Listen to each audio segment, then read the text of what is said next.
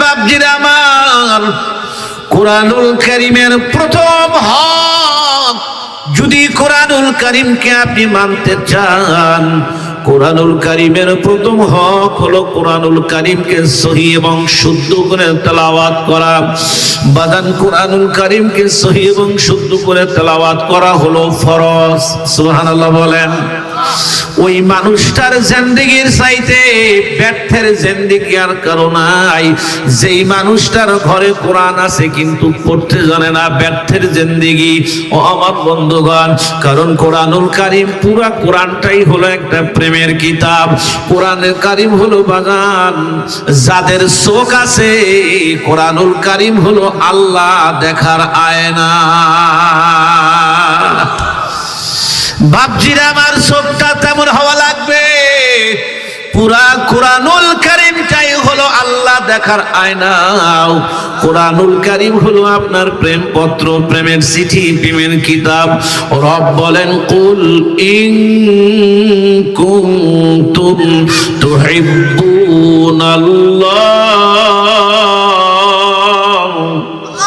ফাত্তাবিউনি ইউহিব্বুকুমুল্লাহ। আর একটু জোরে বলেন আল্লাহু আকবার। ওগো নবী, আমি আল্লাহ আপনার মাধ্যমে প্রস্তাব দিচ্ছি, আমি প্রেমিক, আমার বান্দা হলো প্রেমিকা। আমি আল্লাহ আপনার জিবরিল, তোমার নবী, তোমার মাধ্যমে আমি আমার বান্দাকে প্রেমের প্রস্তাব দিচ্ছি। ওরা কি আমাকে, আমার সাথে মহব্বত, প্রেম ও প্রীতি, ভালোবাসা করতে চায়? যদি করতে চায় তাহলে আপনার অনুসরণ, অনুকরণ আগে করা লাগবে। ও আমার বন্ধুগণ, এই কথা দ্বারা বোঝা যায়, আয়াতে কারিমা দ্বারা বোঝা যায়, আসলে পুরা কোরআনুল কারীম হলো আল্লাহর সাথে বান্দার একটি প্রেমের মাধ্যম এবং মহব্বত, ভালোবাসার কিতাব, ভালোবাসার চিঠি। এই জন্য আল্লাহর সাথে যদি গভীর সম্পর্ক করতে চান, বাদান প্রথম কাজ হলো কোরআনুল কারীমকে সহিহ এবং শুদ্ধ করে তেলাওয়াত করা। সুবহানাল্লাহ বলবেন না? আমি কিন্তু প্রশ্ন করব, ভালো করে শুনবেন এবং মুখস্থ করবেন। কোরআনের কয়টা হক? আরো জোরে। নাম্বার 1, এই বলেন নাম্বার 1। 2 নাম্বার হলো শুধু তেলাওয়াত করলে হবে না রে বাজান। কোরআনুল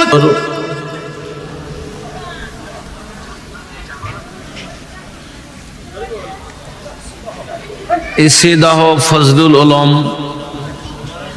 বহুমুখী মডেল মাদ্রাসা কর্তৃক আয়োজিত ঐতিহাসিক তাফসীরুল কোরআন মাহফিলের সবার মধ্যমণি, পরম শ্রদ্ধেয় শ্রদ্ধাভাজন সম্মানিত সভাপতি, সম্মানিত প্রধান অতিথি, অতিথিবৃন্দ, জাতির শ্রেষ্ঠ সন্তান, বুজুর্গ হযরত উলামায়ে কেরাম, বিভিন্ন অঞ্চল মহল্লার এরিয়া থেকে আগত সম্মানিত সুধী, পিতার পিতৃতুল্য পরম শ্রদ্ধেয় শ্রদ্ধাভাজন মুরব্বিয়ানে কেরাম, আগামী দিনের এক সোনালীর সমাজ গড়া দীপ্ত কাফেলা ইসলামী সিফাসালার সম্মানিত যুবক ভাইরা,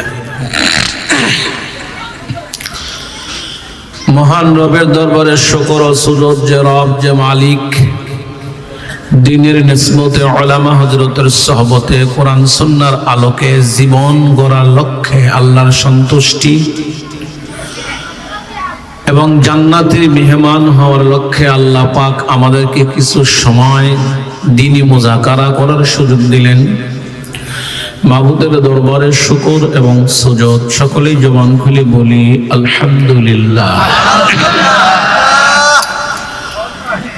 শুকরিয়া জ্ঞাপন করছি প্রভুর দরবারে, যিনি আমাদেরকে মুসলিম হিসাবে আল্লাহ পাক স্বীকৃতি দিয়েছেন। বলুন আলহামদুলিল্লাহ। পৃথিবীতে অগণিত অসংখ্য নবী এসেছে, তার মধ্যে আমাদেরকে সর্বশ্রেষ্ঠ নবীর উম্মত হিসাবে স্বীকৃতি দিয়েছেন। আবার বলুন আলহামদুলিল্লাহ। 104 খানা আসমানি কিতাব আছে, সবচেয়ে দামি এবং বড় কিতাব আল কোরআন আমাদেরকে দিয়ে ধন্য করছেন। বলুন আলহামদুলিল্লাহ। এই মুহূর্তে আল্লাহ পাক সকল গুনাহের কাছ থেকে ফিরে আমাদেরকে নেক কাজের উদ্দেশ্যে জায়গা বসার সুযোগ দিয়েছেন। আবার বলুন আলহামদুলিল্লাহ। খুবই সংক্ষিপ্ত ভাবে কথা বলবো, যেহেতু আর একটি প্রোগ্রাম আমার আছে। আমি আপনাদের সম্মুখে কোরআনের সমুদ্র থেকে সূরাতুল বাকারার শুরু অংশ তেলাওয়াত করেছি। প্রথমত আপনাদের জানা দরকার কোরআনুল কারীম আল্লাহ পৃথিবীতে কেন পাঠিয়েছেন। দ্বিতীয় নম্বর আর একটি বিষয় জানা দরকার, কোরআনের হক কয়টি। মোটামুটি যদি এই দুইটি বিষয় আজকে আলোচনা শুনতে পারি এবং করতে পারি, মোটামুটি বুঝে আসবে কোরআন সম্পর্কে কিছু ধারণা। তাহলে কোরআনকেই শুরুতে জিজ্ঞাসা করা যাইতে পারে, কোরআন তোমার পৃথিবীতে আসার কারণ কি। পৃথিবীতে আসার যতগুলি কারণ আছে তার মধ্যে উল্লেখযোগ্য একটি কারণ হুদাল লিল মুত্তাকিন। সুবহানাল্লাহ বলেন। পৃথিবীতে কোরআন এসেছে হুদাল লিল মুত্তাকিন, আয় হুদাল লিল আলামিন, সমগ্র পৃথিবীর হেদায়েতের জন্য এই পৃথিবীতে আমার আগমন। কোরআন তুমি ছিলে কোথায়? ফি লাউহিম মাহফুজ, আমি ছিলাম লাউহে মাহফুজে। কোরআন তুমি আসলে কিভাবে? আল্লাহর নির্দেশে জিবরিলের মাধ্যমে। কোরআন তুমি এসেছো কোন মাসে? শাহরু রমাদানাল্লাযী উনজিলা ফীহিল কুরআন, আমি এসেছি রমজান মাসে। সুবহানাল্লাহ। কোরআন তুমি এসেছো কোন রাতে? ইন্না আনজালনাহু ফি লাইলাতিল কদর, আমি এসেছি লাইলাতুল কদরে। সুবহানাল্লাহ। কোরআন তুমি এসেছো কার উপরে? কোরআন জবাব দিবে, আমি এসেছি জনাবে মুহাম্মদুর রাসূলুল্লাহ সাল্লাল্লাহু আলাইহি ওয়াসাল্লামের উপরে। সুবহানাল্লাহ বলবেন না? পৃথিবীতে যত কিতাব এসেছে কোরআনের চেয়ে দামি কোন আর কিতাব নাই। সুবহানাল্লাহ একটু জোরে বলবেন। কোরআনুল কারীম এমন একটি কিতাব, এই কিতাব যে জায়গায় লাগে যাহার সাথে স্পর্শ হয় তাকে দামি বানায়। কোরআনুল কারীম যে রাতে নাজিল, ওই রাতের দাম আল্লাহ বাড়িয়েছেন কোরআনের সম্মানে। কোরআনুল কারীম যেই মাসে নাজিল, আল্লাহ পাক সেই মাসের দাম এবং ইজ্জত বাড়িয়েছেন কোরআনের সম্মানে। কোরআনুল কারীম যেই পাহাড়ে নাজিল, সেই পাহাড়ের দাম আল্লাহ বাড়াইছেন কোরআনের সম্মানে। কোরআনুল কারীম যেই দেশে নাজিল, ওই দেশের দাম আল্লাহ বাড়াইছেন কোরআনের সম্মানে। কোরআনুল কারীম যার উপরে নাজিল করেছেন আল্লাহ পাক তাকে পৃথিবীতে সর্বশ্রেষ্ঠ দামি বানিয়েছেন।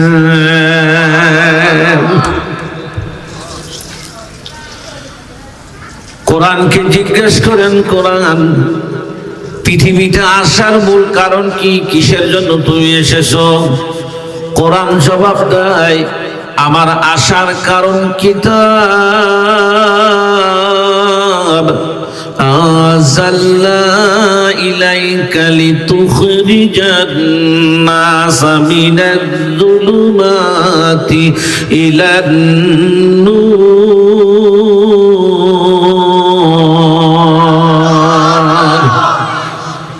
আমি পৃথিবীতে এসেছি অন্ধকারে ঘোরাচ্ছন্ন মানুষগুলিকে উঠে আলোর দিকে নেওয়ার জন্য। সুবহানাল্লাহ বলেন। সূরাতুল বাকারার মধ্যে কোরআন জবাব দেন, আমি পৃথিবীতে এসেছি হুদাল লিল মুত্তাকিন আয় হুদাল লিল আলামিন। আমি পৃথিবীতে এসেছি মানুষগুলিকে সঠিক রাস্তা দেখাবার জন্য। সুবহানাল্লাহ বলেন। এই জন্য বাজান কোরআনুল কারীমকে জিজ্ঞেস করেন, কোরআন কয়টি জিনিস মেনে চললে তোমার পরিপূর্ণ হক আদায় হবে?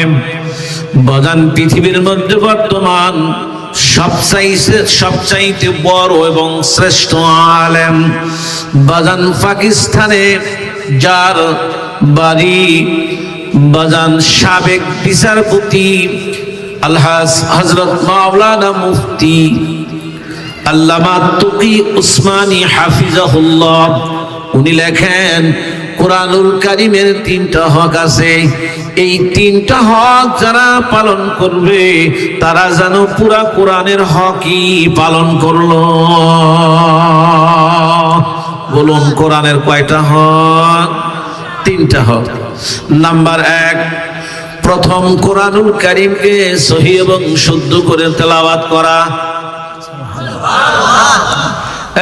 বাপজিরা আমার, কোরআনুল কারীমের প্রথম হক, যদি কোরআনুল কারীমকে আপনি মানতে চান, কোরআনুল কারীমের প্রথম হক হলো কোরআনুল কারীমকে সহিহ এবং শুদ্ধ করে তেলাওয়াত করা। বাদান কোরআনুল কারীমকে সহিহ এবং শুদ্ধ করে তেলাওয়াত করা হলো ফরজ। সুবহানাল্লাহ বলেন। ওই মানুষটার জিন্দেগির চাইতে ব্যর্থের জিন্দেগি আর কারো নাই। যেই মানুষটার ঘরে কোরআন আছে কিন্তু পড়তে জানে না, ব্যর্থের জিন্দেগি। ও আমার বন্ধুগণ, কারণ কোরআনুল কারীম, পুরা কোরআনটাই হলো একটা প্রেমের কিতাব। কোরআনুল কারীম হলো বাজান যাদের চোখ আছে, কোরআনুল কারীম হলো আল্লাহ দেখার আয়না। বাপজিরা আমার, চোখটা তেমন হওয়া লাগবে।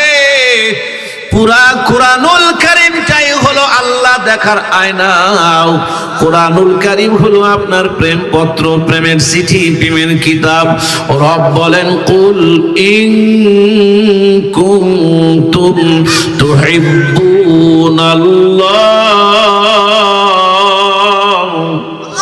ফাত্তাবিউনি ইউহিব্বুকুমুল্লাহ। আর একটু জোরে বলেন আল্লাহু আকবার।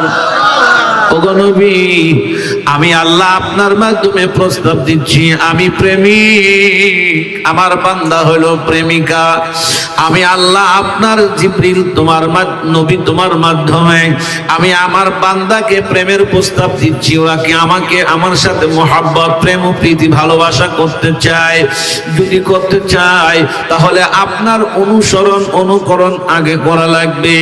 ও আমার বন্ধুগণ, এই কথা দ্বারা বোঝা যায়, আয়াতে কারিমা দ্বারা বোঝা যায়, আসলে পুরা কোরআনুল কারীম হলো আল্লাহর সাথে বান্দার একটি প্রেমের মাধ্যম এবং মোহাব্বত, ভালোবাসার কিতাব, ভালোবাসার চিঠি। এই জন্য আল্লাহর সাথে যদি গভীর সম্পর্ক করতে চান, বাদান প্রথম কাজ হলো কোরআনুল কারীমকে সহিহ এবং শুদ্ধ করে তেলাওয়াত করা। সুবহানাল্লাহ বলবেন না? আমি কিন্তু প্রশ্ন করব, ভালো করে শুনবেন এবং মুখস্থ করবেন। কোরআনের কয়টা হক? আরো জোরে। নাম্বার 1, এই বলেন নাম্বার 1।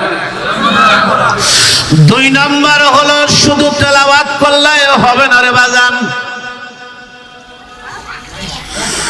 কোরআনুল কারীমে আল্লাহ পাক যত বিধান দিয়েছেন সকল বিধানের উপর আমল করা।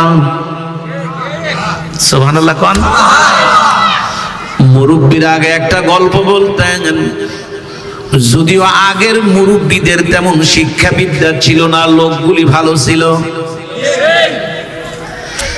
আমি এমনও মুরব্বি দেখেছি যাদের মুখের কথায় জমি রেজিস্ট্রি হইতো।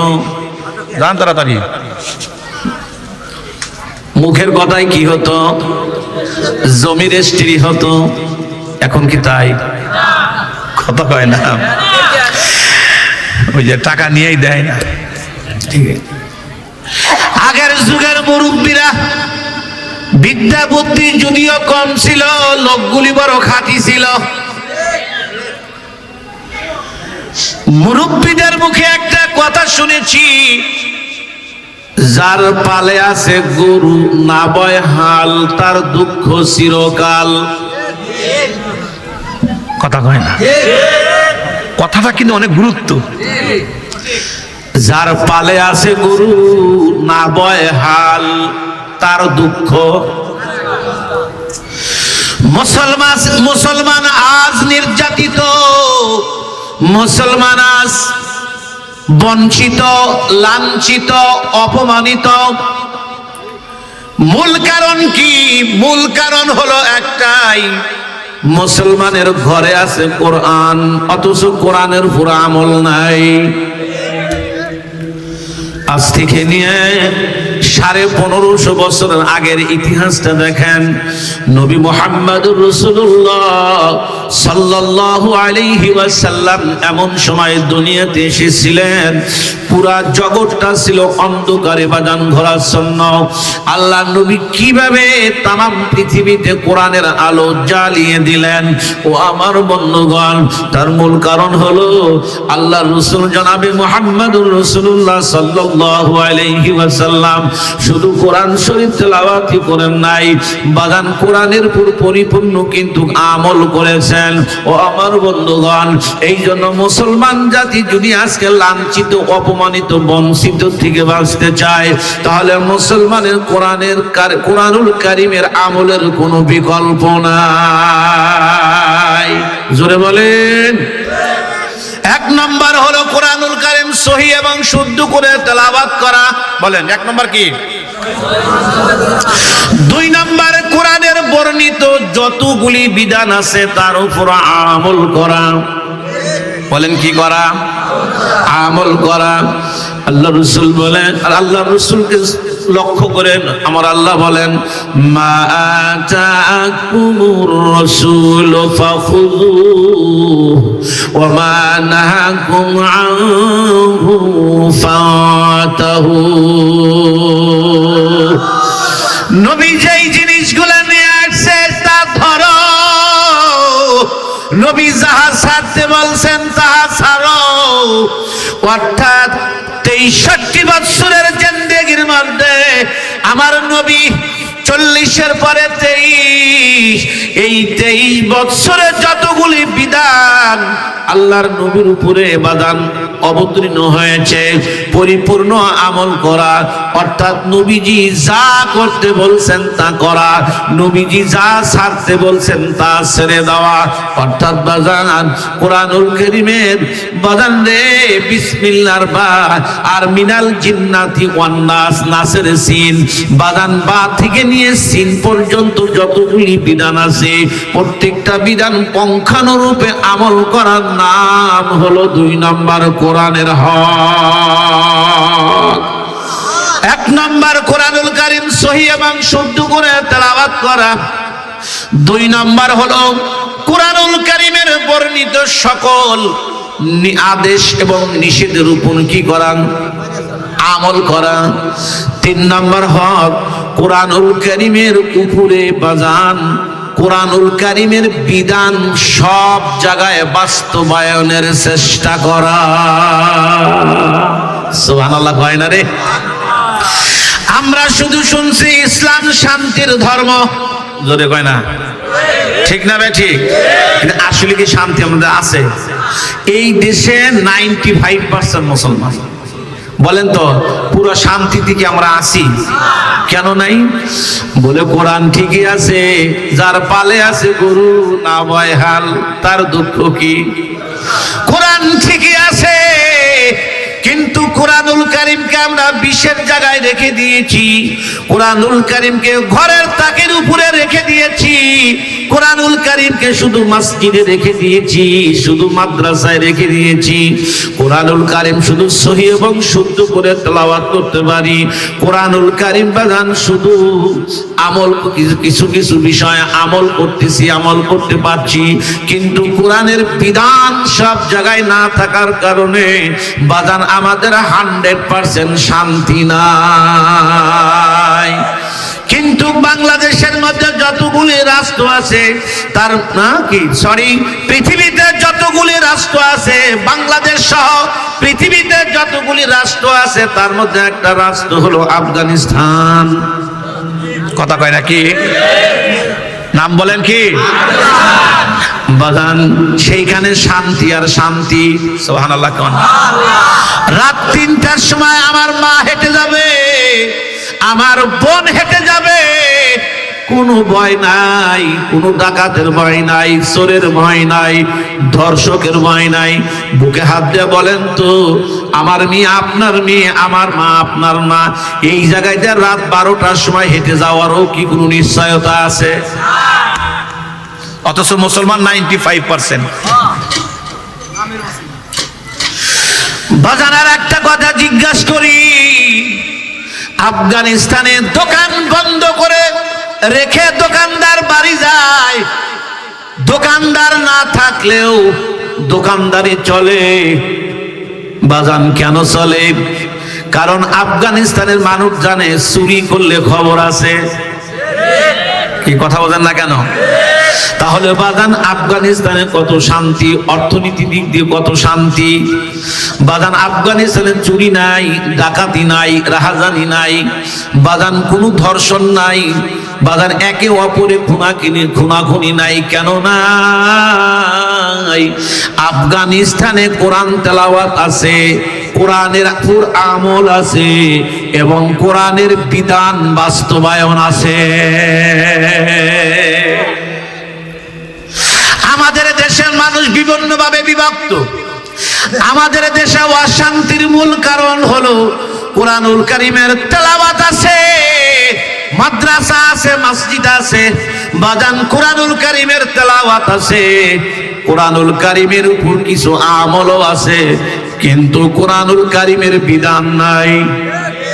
কোরআনের বিধান না থাকার কারণে দেশে শান্তিও নাই। কথা বলেন নাকি মিথ্যা বলতেছি? আমি কিন্তু ভোট আগে চাচ্ছি না আপনাদের কাছে, উল্টো বুঝেন না যে হুজুর বান কথা কোন দিকে নেয়। কারণ আমাগো বাঙালির চাইতে চালাক আর কোন জাতি পৃথিবীতে আছে বিশ্বাস করি। তবে এই বাঙালি যত চালাক ঠকেও বেশি। কথা কয় না? আমি এই জাতি দ্বারা বিশ্বাস করি না। আমার এই জাতির প্রতি, এই দেশের মানুষের প্রতি বিশ্বাস অনেকটা উঠে গেছে। কেন উঠে গেছে? যে ছাত্র 54 বছর ফেল করে ও পাশ করবে কবে? ও তো বুড়া হয়ে গেছে, এখন তো এই কাঁথা বালিশ নষ্ট করবে। কথা কয় না? পায়খানা পোষা তো বিছনায় করবে, এখন পাশ কবে করবে? 54 বছর হলো যে জাতি ধোঁকা খায়, এরপরেও হুঁশ ফেরে না। আমি চালাক বলি বা কেমন? 54 বছর হলো ধোঁকা খায়, খালি ধোঁকা, একেবারে খালি মাঠে গোল। তো এই জন্য বুঝাবো যে এ জাতির একটা গুণ আছে, খুব সাহসী। কথা বলে না রে? বাঙালি খুব সাহসী। সাহসী যদি নাই হবে, ভারতে ঢুকে আপনার ওই বর্ডার গার্ড যারা দায়িত্ব পালন করে তাদেরকে ধরতে যায়। কথা কয় না? ওদের বিএসএফ না, আমাদের বিজিবি, হ্যাঁ, ওদেরকে ধরার জন্য যায়। তাহলে কম সাহস? কত বড় সাহস এই বাঙালির! 17 বছরের সরকারকে পিটা তারা। তাহলে সাহস আছে না নাই? একটা গুণ এই জাতির আছে, বাঙালি জাতি। কত বড় সাহস! পাকিস্তানের মতো শক্তিকে বাস দিয়ে পিটে তারাইছে। শক্তি আছে না নাই? তাহলে এই জাতির কিন্তু ইতিহাস আছে। এমন একটা জাতি তামাম পৃথিবীতে বিপ্লব ঘটায়া দেখা দিছে। কি কথা ঠিক না বেটি? তাহলে এই জাতির একটা গুণ সাহস। কথা বলে একটা গুণ। তবে একটা খারাপ গুণ ঠকা। এ জাতি যে ঠকে রে, মানে এ আমি ঠক খায়। অর্থাৎ ঠক খায় কেমনে? তার একটা উদাহরণ দিচ্ছি। আগে ছোটকালে ফুটবল খেলা দেখতাম, আপনারা দেখছেন কিনা জানি না। দেখেন, ফুটবল যখন কোনো দলে দলে খেলা হতো, ধরে নেন যে এই তারাস বনাম সিরাজগঞ্জ সদর, হয় না? কিন্তু খেলার মাঠে যদি এক দল না আসে, আসে না? একদল যদি না আসে বলুন তো তখন কি করে? আগে একটা গোল দিয়ে নেয়, খালি মাঠে আগে একটা কি দেয়? গোল দেয়। আমাদের বাঙালিদের এমন অবস্থায়, খেলে ভালো তবে ফেল বেশি করে, এরকম বাঙালির বর্তমান দশা। তবে আপনাদের কি নিয়ে আজকে একটা মেসেজ দিতে চাই, 54 বছর ঠক খাইছি, ঠক খাবো না, ঠক এবার দেব। কথা বলেন, শপথ আপনাদেরকে নিতে হবে। আর না, এবার কোরআন সহি করে পড়বো, কোরআনের পুরো আমল করব, কোরআনের বিধান কায়েম করে এবার বিশ্বকে দেখাবো, বিশ্বকে দেখাবো। কে কে রাজি আছেন হাত উঁচু করেন। দেন তকবীর দিয়ে না, ভয় খায়েন না। এই কেমন মুজাহিদ, একটা তকবীর দিতে জানেন, কোন জায়গায় ভয় নিয়ে আইলেন? তুমি দাও, তুমি তো বুঝছো, তুমি দাও। হ্যাঁ, খুব বুঝছো। এই যে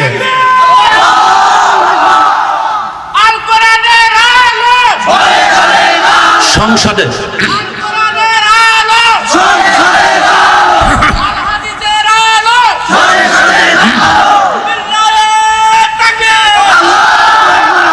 এখন বোঝা গেল যে মুজাহিদ জায়গায় আছে। ঠক আর খামু না রে, কথা বলেন, ঠক আর খামু না। ঠকতে ঠকতে জিন্দেগি শেষ, আর খাবো না। কোরআনের বিধান কয়টা, কোরআনের হক কয়টা বলছি? 1 নম্বর, 2 সবাই কই এই যে ওয়াজ, এই ওয়াজ আমি করব না, ওয়াজ মুখস্থ করা লাগবে আপনাকে, তাছাড়া তো হবে। 1 নম্বর সহি এবং শুদ্ধ করে তেলাওয়াত বলেন। 2 নম্বরে আমল করা। 3 নম্বরে কোরআনের বিধান সব জায়গায় বাস্তবায়ন করার চেষ্টা করা। সুবহানাল্লাহ বলেন না? যদি করেন তাহলে লাভ কি? এখানে আমার কথা। মুসলমান ভাইরা আমার কথাগুলি দেল দিয়া বুঝবেন আব্বাজান। কোরআনুল কারীমের বিধান কেন বাস্তবায়ন করবেন বোঝানোর আগে ছোট্ট একটা কথা আপনাদেরকে বুঝাইতে চাই রে বাবা। জ্ঞান বিজ্ঞানের যুগ, প্রযুক্তির যুগ বাজান। বিজ্ঞান আমাদেরকে যত কিছু আবিষ্কার দিয়েছেন বাজান, প্রত্যেকটা আবিষ্কারের জিনিসের চালানের এবং অফ অন করার নিয়ম এবং পদ্ধতিও দিয়েছেন। যদি আবিষ্কারকের নিয়ম ও নীতি না মেনে জিনিসটি অফ আর অন করতে চান, আপনি কোনোদিন সেই জিনিসকে চালাইতে পারবেন না। কথা কন। হেলিকপ্টার, এরোপ্লেন চালানের একটা নিয়ম এবং পদ্ধতি আছে না নাই?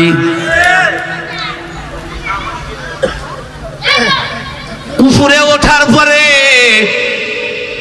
যদি পাইলট বলে না আবিষ্কারকের নিয়ম ও নীতি আমি মেনে চালাবো না, আমি আমার ফর্মুলা মোতাবেক চালাতে চাই, জবান খুলে বলেন তো বাদান এরোপ্লেন গন্তব্যস্থানে যাবে না পড়ে যাবে?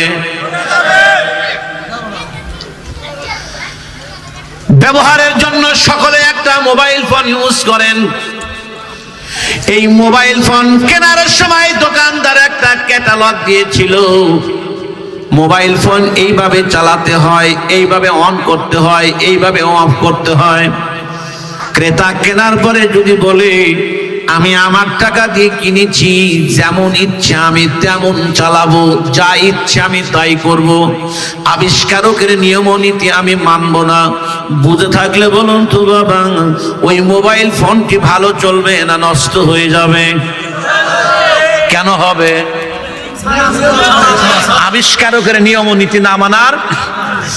মুসলমান ভাইরা আমার, যদি এই হয় দুনিয়ার বিধান, একজন আবিষ্কারকের নিয়ম নীতি না মানার কারণে যদি জিনিসটি নষ্ট হয়ে যায়, জিনিসটি যদি ভালো না চলে, আমি একটি প্রশ্ন করব, সর্বশক্তি এক, সর্বশক্তি এক, সর্বশক্তি